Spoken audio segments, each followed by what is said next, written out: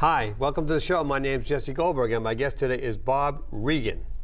And he is a big hit songwriter in Nashville and has had cuts by Reba McEntire, Lee Greenwood, I should know this by now, Trisha Yearwood, Tanya Tucker, Doug Stone, who were some of the other? Keith Urban, just lots of them. You were nominated for an award. Did you win a Grammy Award? No, I got nominated for a Grammy. Nominated for Grammy? Yes. Did you go to the ceremony? I did go to the ceremony. It was a big time. Who won that year? I'd rather not talk about it. It was Sugarland, the song "Stay," won that year. We kind of knew. Which was your song? It was called "Dig Two Graves." Oh, that's a great song. Yeah, that was about Randy Travis. It was wonderful to be nominated. It would have been nice had the song been a hit, but I'll take the nomination. Yeah. Anyway, give me how do you start? What happened? Geez, I ask myself that every day when I wake up. I just kind of started playing guitar in high school, and I just didn't put it down. Every time I should have zagged, I kept zigging, and I got through college, and I couldn't bear the thought of going to grad school. Where'd you go to college? UC Davis. Oh, I've been there. Yeah, that's an excellent school. But back you must have been a hippie. I was kind of a pseudo hippie. I watched from the sidelines, and I got the benefits, but without without getting my head cracked open by the Berkeley police. So I don't know. I had a band in college, and then I guess I couldn't bear the thought of going after I graduated from college. I couldn't bear the thought of continuing on in school, so I thought I'd take a break and play, and my break has extended to the present day. So after college, that you've been doing that's all you've been doing?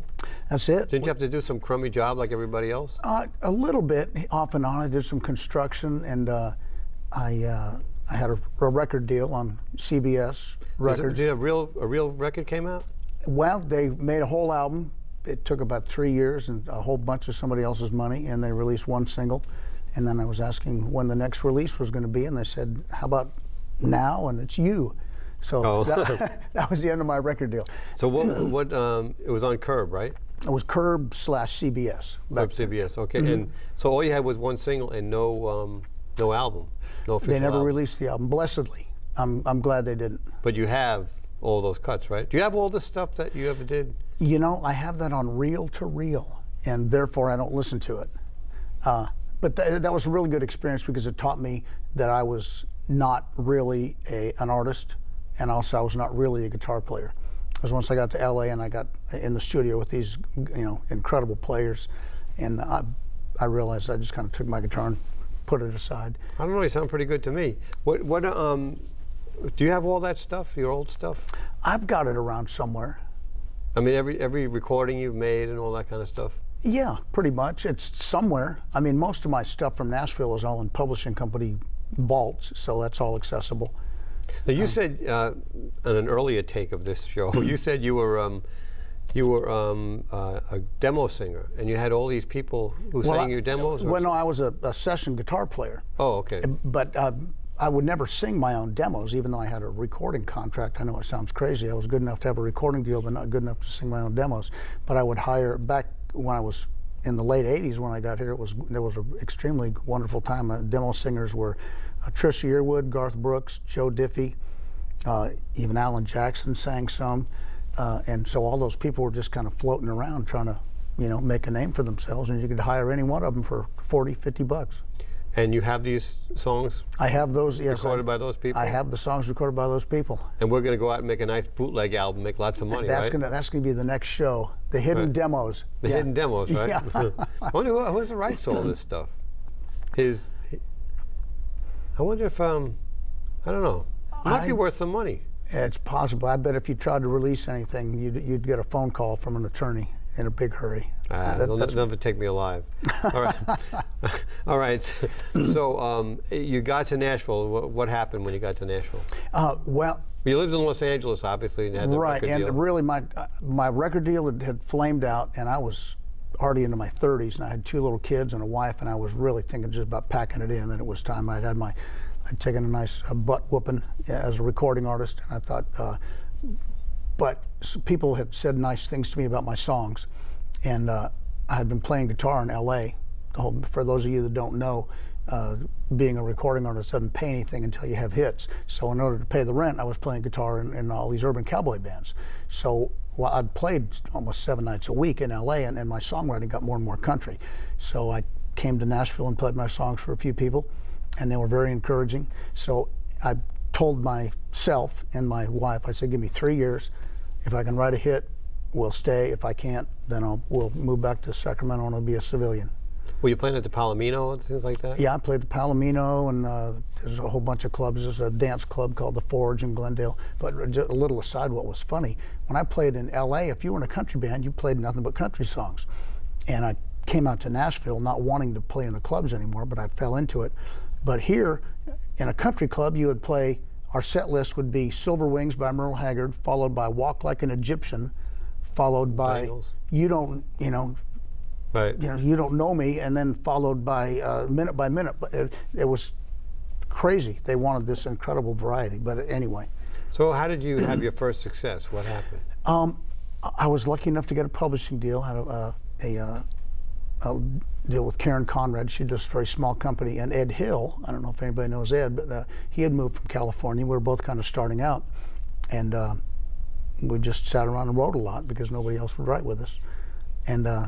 And if there's any guitar players out there, you might be familiar with the Mickey Baker Jazz Guitar Book, which was like the one book that had all the weird chords, and there was this little progression in there, and I kind of lifted it, and it ended up being a hit for Reba McEntire. And what was the name of that song? It was called Till Love Comes Again. Till Love Comes Again. It was kind of a Patsy Cline-ish thing, but that was good. Was that your first cut, or your first?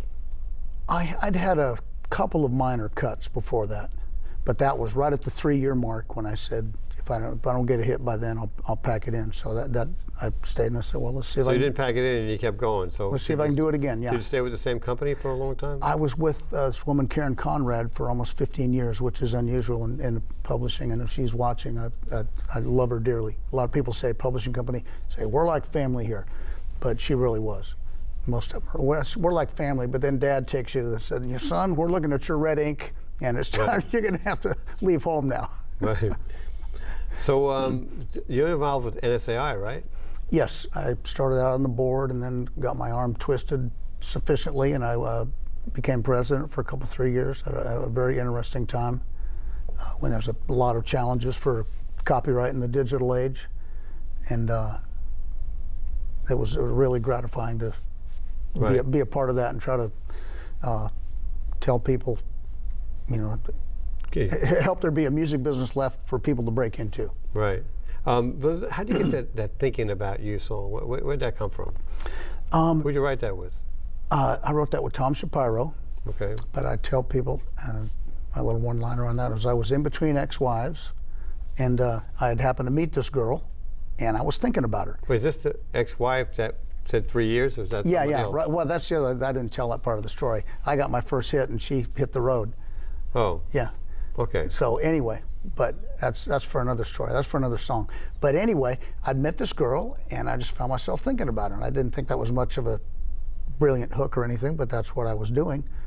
And so, you know, I just wrote down a few lines and brought it to Tom Shapiro, and he worked his magic on it. And it was a very simple song, but as fate would have it, Trisha Yearwood was in between ex-husbands at that time, and she had just met Robert from the Mavericks, and she was thinking about him. So she said, that song is exactly how I feel. So kids, write what you feel, and maybe somebody else will be feeling it too. Was that pushed by the publisher, or was that pushed by you, or how'd you get it to Trisha Yearwood? I think they just pitched that with the publisher. I'm a kind of an anomaly. Almost all of my success has been because I wrote a song, brought it to my publisher, and the publisher pitched it and got it cut. And I know most writers say that doesn't happen, but most of my success happened that way.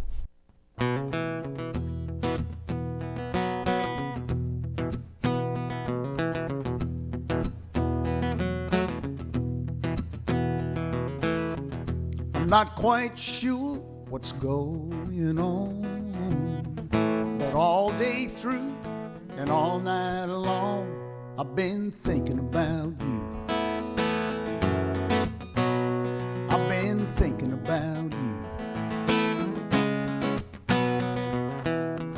The look in your eyes when you smile that way, sound of your voice saying my name. Yeah, I've been thinking about you.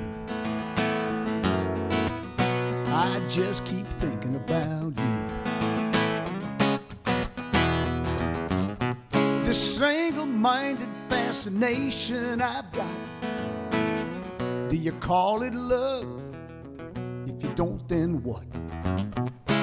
All I know is I don't know what you've done. This train of thought ain't about to jump the track that it's on. In the back of my mind, I got a secret place that the whole world knows by the smile on my face that I've been thinking about you. Yeah, I've been thinking about you. I have.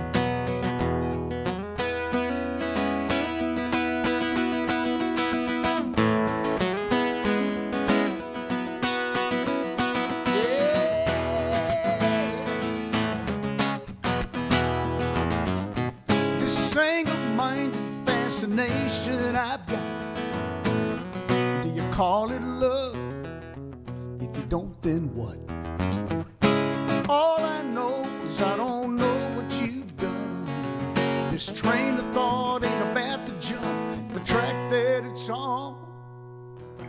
I know it's crazy calling you this late, when the only thing that I wanted to say is I've been thinking about you.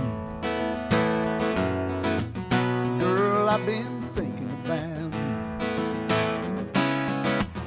Yeah, I've been thinking about you, thinking about you. Girl, I do love thinking about you. Whoa, I've been thinking about you. Girl, I've been thinking about you.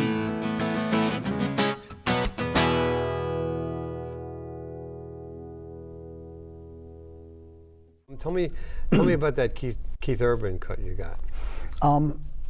That's my other one-liner about that is sometimes you write a song that'll pay for the divorce from the girl you wrote it for. So how many divorces did you have? Only 2. You know, I was a divorce lawyer at one time. Oh, really? Yeah. Okay, well, geez, we got to talk, man. I wish I'd have known that. Yeah. At one time, I was a divorce lawyer. No, I've been I was the twice. lowest form of person on earth. Well, you know, somebody's got to do it. But I've been with a wonderful woman for 5 years now. Miriam, if you're watching, I love you dearly.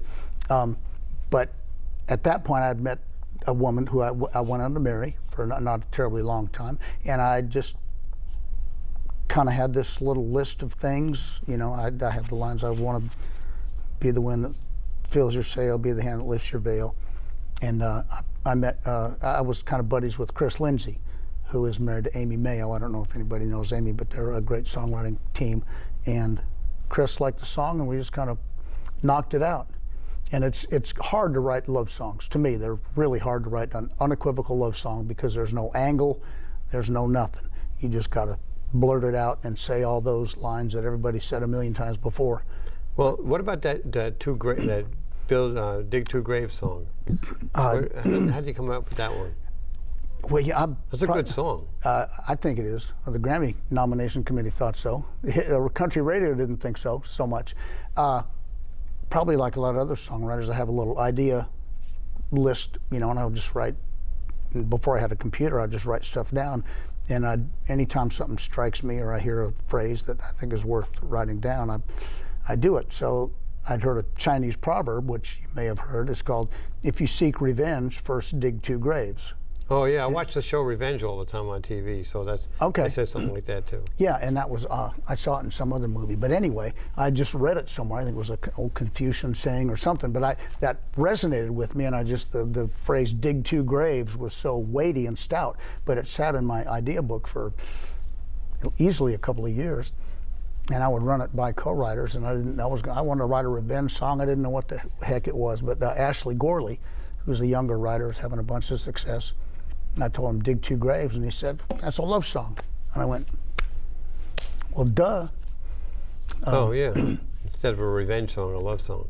Yeah. So, and it's been really gratifying just because I'll play it out and almost invariably somebody comes up with a story about, you know, my grandparents were married 50 years and passed away within months of each other. So, right. Not that there's anything wonderful about that, but it resonated. It was nominated for a Grammy Award. Correct. But was that in the regular ceremony part, or was it a different part of the ceremony? No, they have a I think they give away, I don't know, maybe 15 or 20 awards on the main show, and then there's like 75 in a pre-show.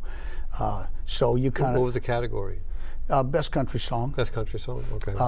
So that year, I think it was In Color, the George Strait song, I Saw God Today, my song, and then Stay by Sugarland.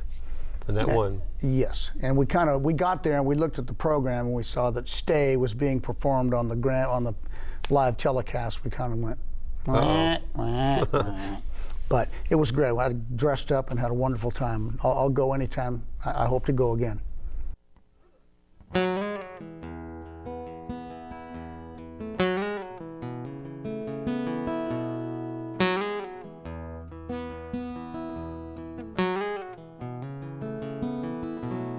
Promised you on the day we wed, till death do us part, yeah, that was what I said. But things have changed since I made that vow. The love I feel for you is so much deeper now. So I've made up my mind, girl, when it's your time, they can dig 2 graves, carve 1 stone. Without you here, I won't last long. Your love's the blood running through these veins. When he calls you home, they can dig 2 graves.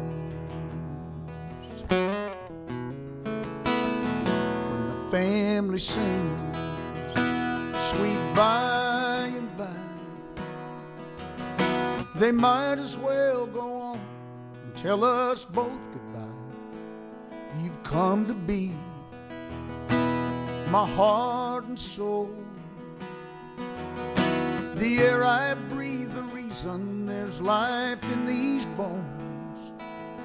So I made up my mind, when it's your time, they can dig 2 graves, carve 1 stone. Without you here, I won't last long. Your love's the blood running through these veins. When he calls you home, they can dig 2 graves. Surely me to be that strong, 'cause it kills me just to think about you being gone. They can dig 2 graves, carve 1 stone. Without you here, I won't last long. Your love's the blood running through these veins. When he calls you home, can dig 2 graves. When he calls you home, they can dig 2 graves.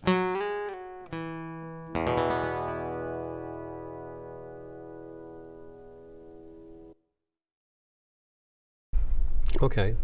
Now, you said you got nominated for a Dove Award. Was that for the same song? No, that was another song I wrote with Jeff Stevens called Pray About Everything? Pray About Everything. And excuse me. Let's both cough. I'll get some water. Probably like everybody, you know, I mentioned I'm always have my song antenna out. And for those of you that live in the South, and there's probably anybody watching, when you're driving around, you see these church marquees, and they have these little sayings, you know, on the church marquees that are kind of pithy and true sometimes, but I'd seen on more than one occasion that said, don't worry about nothing, pray about everything. So I just wrote it down thinking surely somebody has written that song. And if they had, I didn't know it. Have you ever checked the like the song list. You know, you think you come up with this title that is so unique, you know, that nobody could have written this song, and then you look and there's like 50 of them. Yes. Same exact title. Well, yeah, I will do that. I'll just kind of type in the search field, you know, whatever, pray about everything, lyrics, and sometimes it'll come up, but sometimes it'll even be a song that I should know, and I go, well, duh. But I mean, there's so many songs by every title that I figure if it's something that hasn't really made a dent, I'll go ahead and write it. Well, who were some of the people that influenced you and your style and what you were doing? Who were when you were growing up? Like, well, I just kind of listened to the radio, and the magical thing about radio way back in the day was it didn't seem to be so. The market wasn't chopped up into little, you know, stylistic wedges. So I would listen to the radio, and I would hear Perry Como, followed by Elvis, followed by Jim Reeves, Johnny Horton, and then Little Richard. And it didn't occur to me that these were different formats or anything. So I just kind of, there was just a really rich musical stew. And I was a huge Beatle fan. That was kind of how I got started. Donna Cookson broke my heart in my sophomore year in high school, and I got a cheap guitar and a Beatles songbook and holed up and plowed my way through that. Still have that Beatles songbook? I think my brother still has it up at the house. And then you said you went to Davis, but where'd you grow up? Lake Tahoe, South Lake Tahoe. Lake Tahoe. Yeah. And back to my musical muses.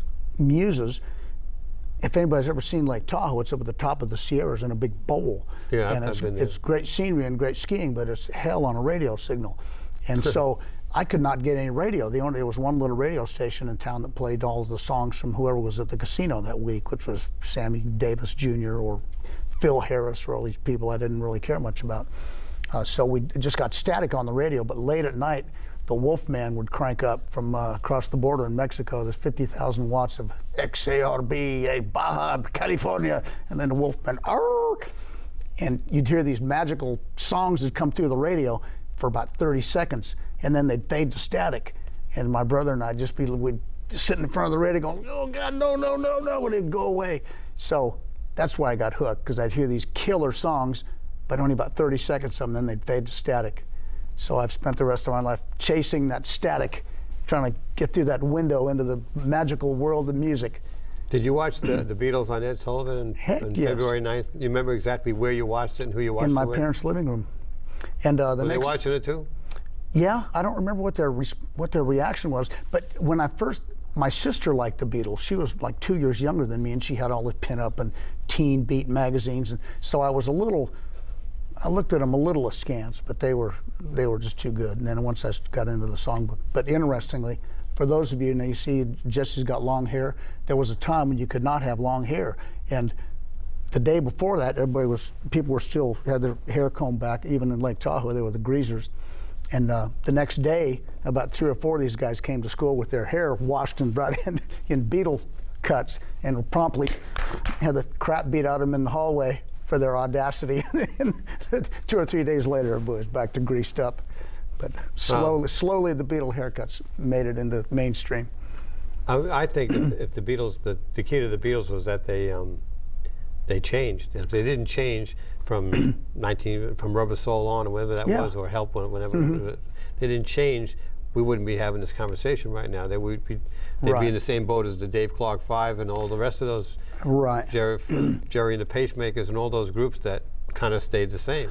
Right, and it's hard to, and I don't just want to be an old guy talking about how great the old days were, but the amazing thing about the Beatles were every time a new record came out, you knew they were going to completely rewrite the book on what was hip and what was cool, and the fact that they did it for like 5 or 6 albums in a row was truly mind-boggling. And I can't think of anybody doing that now, but for a lot of reasons. There was a lot of low-hanging musical fruit back then. You could combine, like Paul, the Skittle bands with the rock beat and all these weird things that nobody had ever done before. Everybody's doing everything now, but at the time it was so mind-boggling. You get one of those new records and I just kind of sit there and go, and listen to it over and over again. But every other musician in the world would listen to this and just go, well, that frickin' changes everything. Everything I know is out the window now. It's amazing how they influenced everybody and still influence a lot of young people, because a lot of young people like the Beatles. Yeah. Whereas I find that the classic ones like the Led Zeppelin and the Doors, and I like them too, but the Beatles are just in a different category. Right, and just as a quick aside, I played in a Beatle band for about 5 years, a band called Fab. Oh, really? You were in that band? Yeah, they played around town. I was in there for 5 years. And those guys are freaking sticklers with a capital S. And I thought I knew those songs, but, you know, I'd get in there with them and I'd be playing the, you know, kicking off, hell, I don't know what it was, you know, I'll Follow the Sun, and, you know, I'd play, you know, one note, you know, a beat late or something, and they would, so right. yeah. So I learned them note for note. And what part did you play? I played lead guitar. So you played the George part? Yep. In in all the eras, the early era, Pretty the much. late era? Pretty much. I bought a bought a Gretsch. I bought a 12-string, and I went to town. But after about 5 years, it was enough, because I found that those songs were so magical and they loomed so large for me that I didn't like hearing them occasionally, and instead of taking me back to my youth, it took me back to the last rehearsal. So I did it for 5 years, and that was plenty. Okay, so we're almost out of time, but the Okay. before we go, let's just talk about the NSAI thing experience for a second. What got you involved in that? I think Mark Sanders just told me I should think about running for the board, which I did, and I was on the board for 3 or 4 years, and there was some discussion about me being the president, and that's not a position that's ever, you know, people don't hotly compete for it. It's like people run from it more than go for it. But I was just ready to try something different.